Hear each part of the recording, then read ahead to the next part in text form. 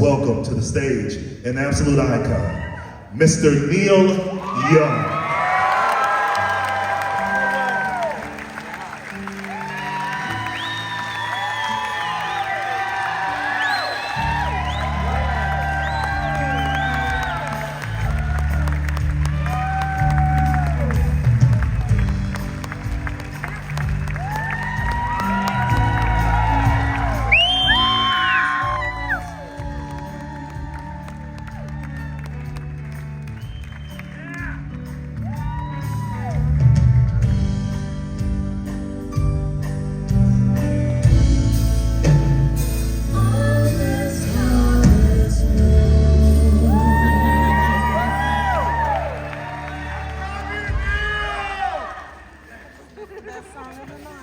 Sounded good. I like that. Never heard it like that before. How are you doing out there?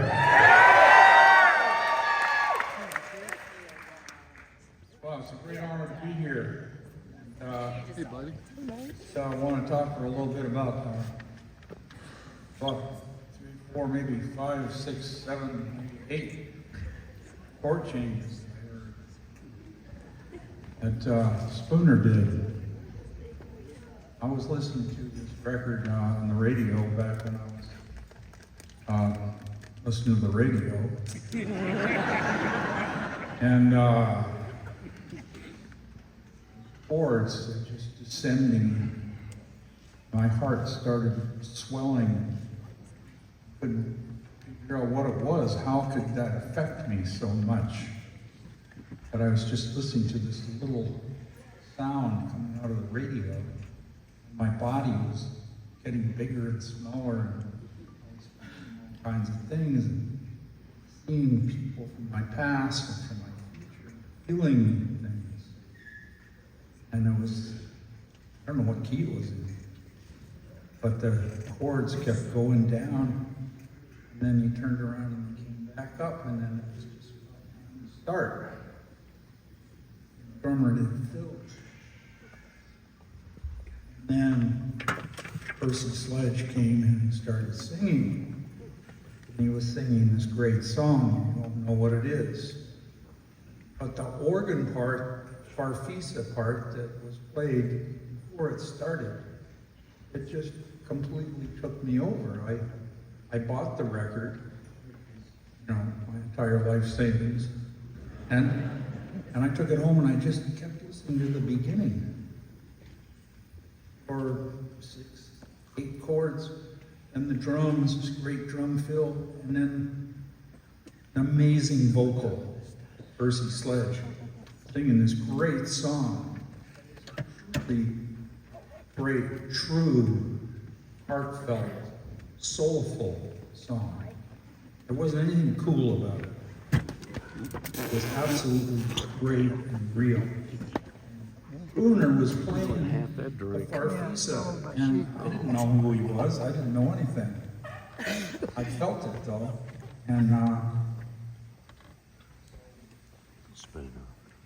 was really happy when I went to a studio and we were putting together some stuff. Some friends of mine put together a band, and this guy I met, is Spooner, he was playing Hammond B3. And he was playing the changes, and I every song that I made, I started playing, and I started hearing this sound. And then later, I remember you listen to it, and they you know, in the studio, they bring up this song, and they bring up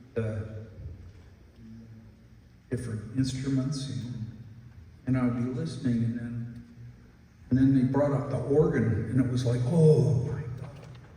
Heard it again. It was the same feeling that I had the first time I heard him play. And to me, that's why I'm here, to put him into this great place.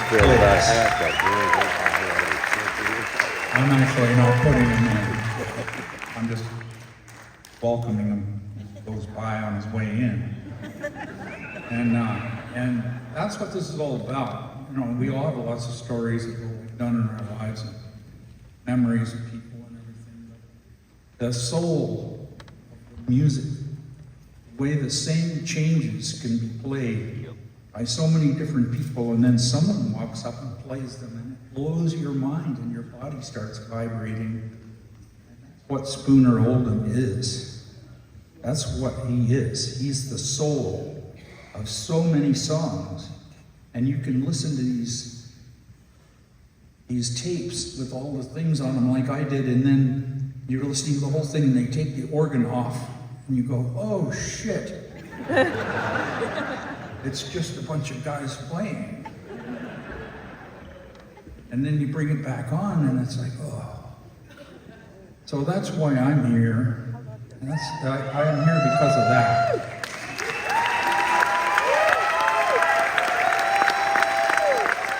And of course, all the great music and the spirits of the music that are in this city and in this building and in the spirit of this place.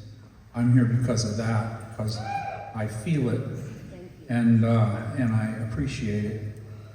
But I really can't tell you how great it is to play with Spooner. And we started playing again just a couple of days ago, and we got a new band and we're playing.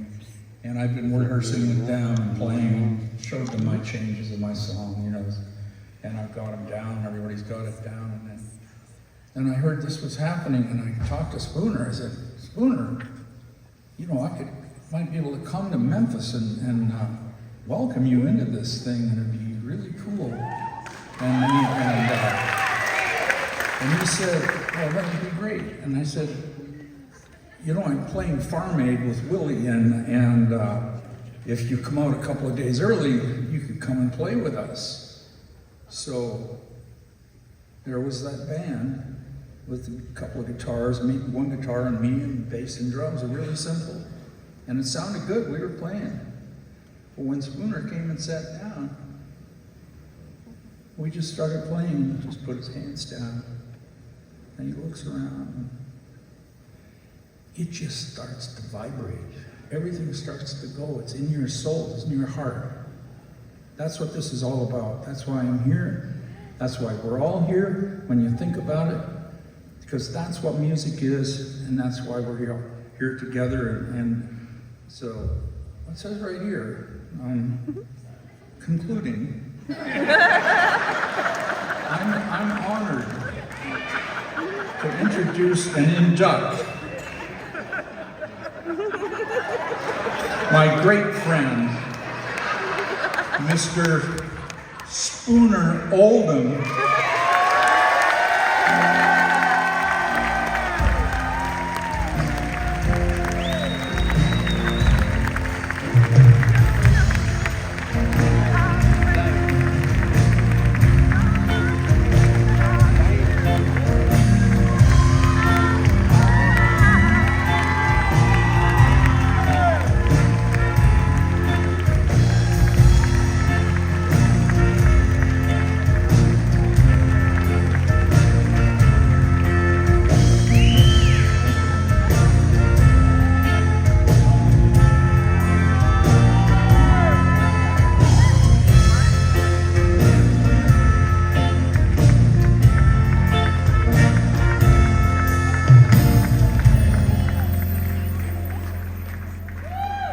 Thank you, Neil.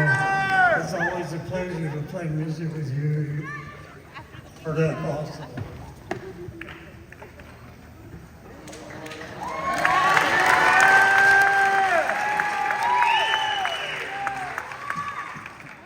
First of all, yeah, thanks, Neil, and hi to Daryl.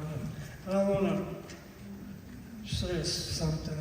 There's my table of 10 here. I want to point each one of them out because they're my good support system.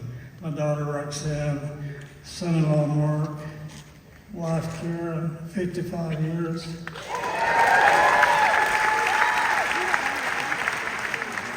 Charles Hodges and his wife from the High Rhythm section.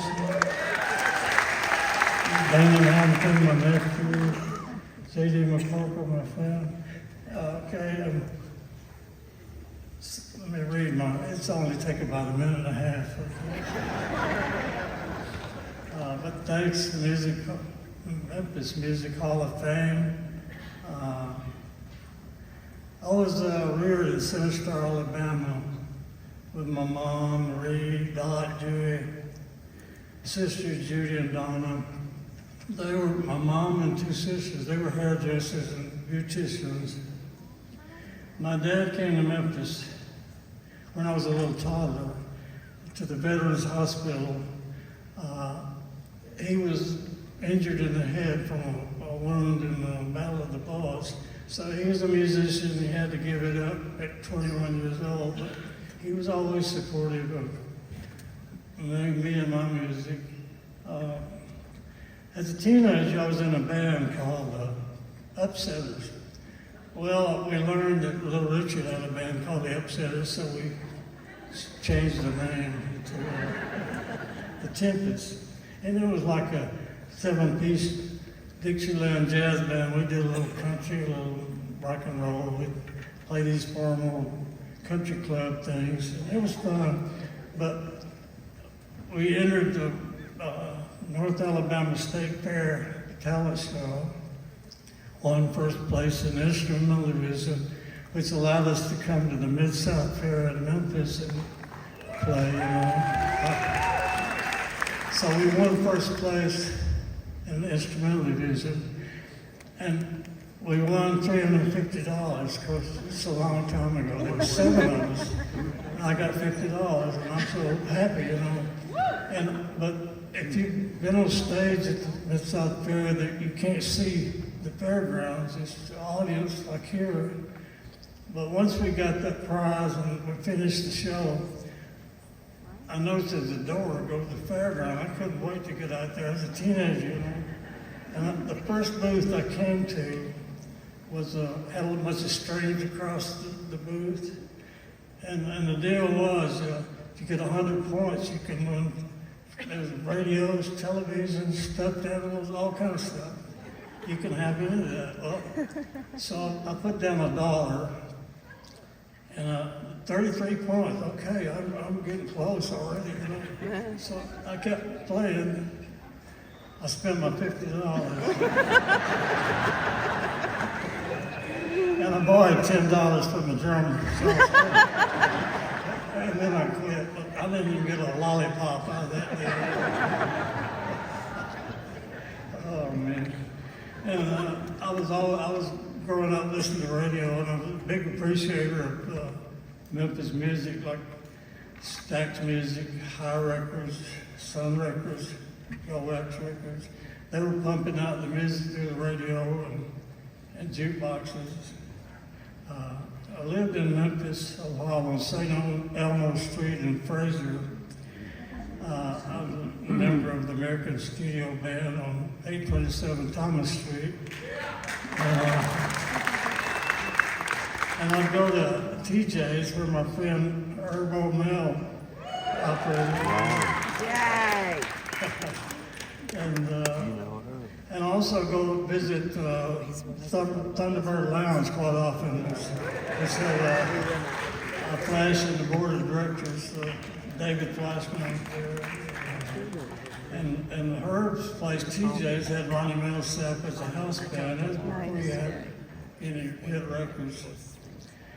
And that's it. Thank y'all.